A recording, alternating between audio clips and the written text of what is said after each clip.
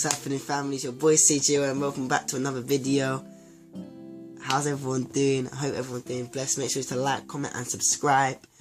And this video is going to be quite a hard hitting one, so be ready for it. I'm not here to beat you down, make you feel bad. It's just to really raise some thoughts, just make you think. I'm going to ask quite a lot of questions. And if you haven't checked out my last video was about overcoming insecurities and how to overcome depression, because that's a big thing that we deal with as young people. And just stay tuned for another video, because I'm going to definitely going to put a campaign on my heart to help young people overcome depression, overcome psychological issues. I'm going to start this campaign, and I pray that so many people can be helped, so many people can be set free from the bondage of depression, because I really believe it's a stronghold that the devil is trying to put in this world, and I'm not going to stand for it, and neither is the Lord, and neither is his saints. Amen. So this is going to be a quick video, probably like 10 minutes tops, and it's just going to be about the title is Numbing, and it's really about it stemmed from a conversation that I had today with two of my friends. Just listen closely and just really think about it. So I was having a conversation with two of my friends today, and I was asking them, obviously, why do you smoke? Why do you smoke cigarettes? Because obviously for me, I remember being from, not Christian, not living for God, smoking weed, getting high, getting drunk, and I remember doing it, and it was like I did it to numb a pain. Like, there was a lot of issues there, just distract from it, just get high. All my stresses, all my worries fly away. And the next day, I'm still in the same position I was yesterday. And I asked them, and they said just trying to numb my pain, just trying to deal with my issues, distraction from what I'm going through. And why do I say this? I believe so many people, and God put it in my heart to say, live numbing their issues rather than dealing with their issues. They spend so much time trying to cover up their pain, trying to cover up that pain with makeup, with nice clothes, with nice,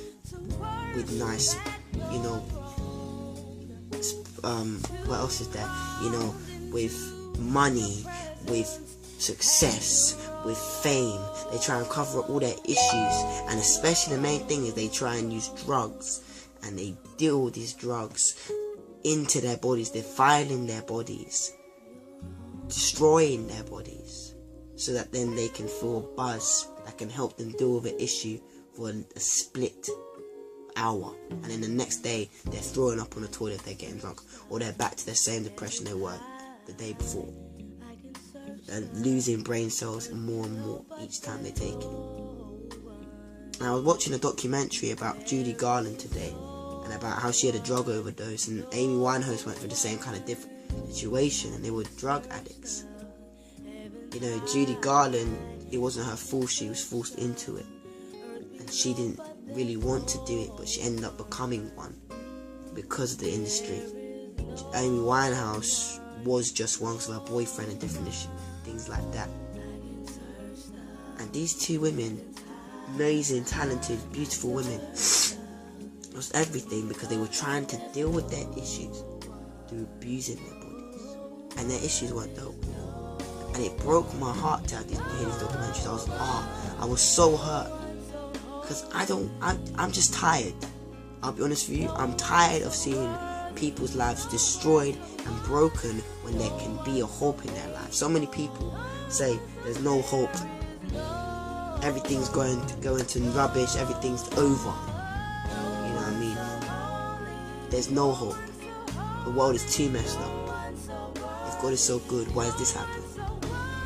It's because when people fall away from the order God created, all you have is chaos. God said, marriage, man and woman, marriage. Then people don't want to live by that. They don't want to get married. They don't want to do it in God's order. They don't want to do it the way that God intended to do it. They want to do it their own way, by their own standard. And what breaks my heart is just that people try and numb their pain through having so much money. I just need to numb it, and and they think that that's going to take away their issue. If you've got an issue of discontentment, no amount of money is going to make you happy. If you've got an issue of self-insecurity, no man or woman's going to ever make you happy. And I see so many young girls, so many young guys, this boy, this girl, this girl, just numbing the pain. If you've got an issue with depression, no amount of weed is going to make you happy. I'm a testimony of that. 100% I can lift my hand on that.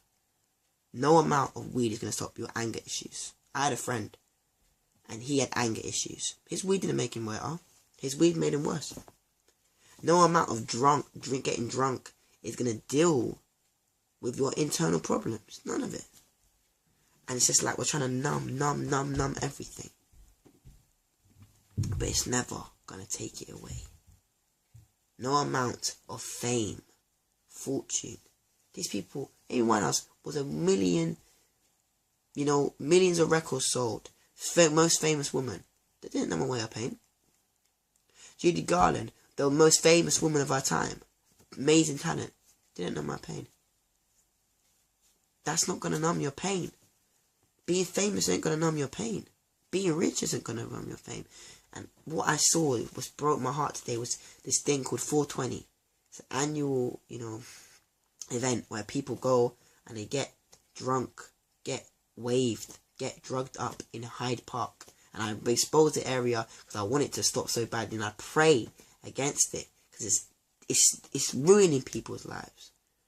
Drugs, these things, the devil is ruining people's lives, man. And I know it's true. I know there's truly an enemy out there. He wants to steal, kill, and destroy. And what breaks my heart is this.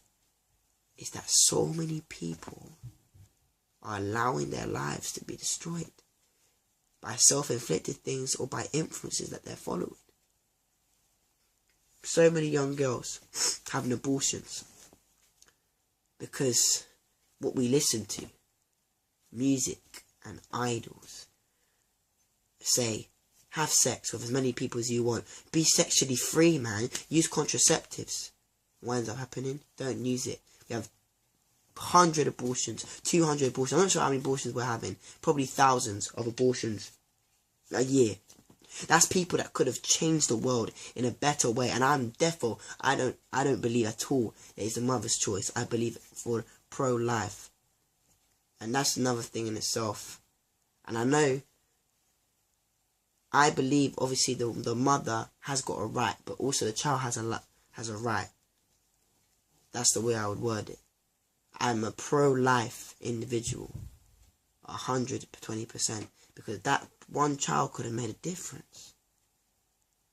That one child could have made a difference. And I know there's different situations, circumstances where it can be difficult to raise a baby in certain circumstances like sexual assault and stuff like that. I'm understanding. But that doesn't mean that because of the way that child was conceived, that child doesn't get the right to then be birthed into this earth and make a difference. Even if it wasn't conceived rightly, doesn't mean that child can't make a difference that can affect millions of lives and help them. Doesn't mean that. Are you not tired of seeing abortions? Are you not tired of seeing so many people overdose over drugs? We see it all the time. Overdose over drugs, over pills. People still take it. Are you not tired of getting drunk every Saturday and throwing up in a toilet? Is that part of your routine, to throw up down a toilet as you suffocate stuff out of your body? Some people die from that.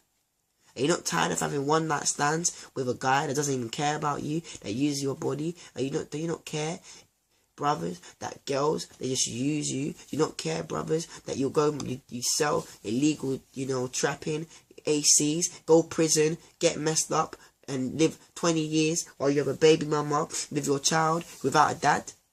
Do you not care? And I'm not just saying this to those people that have those things. I'm saying it to those people. Do you want your life to be the same as theirs?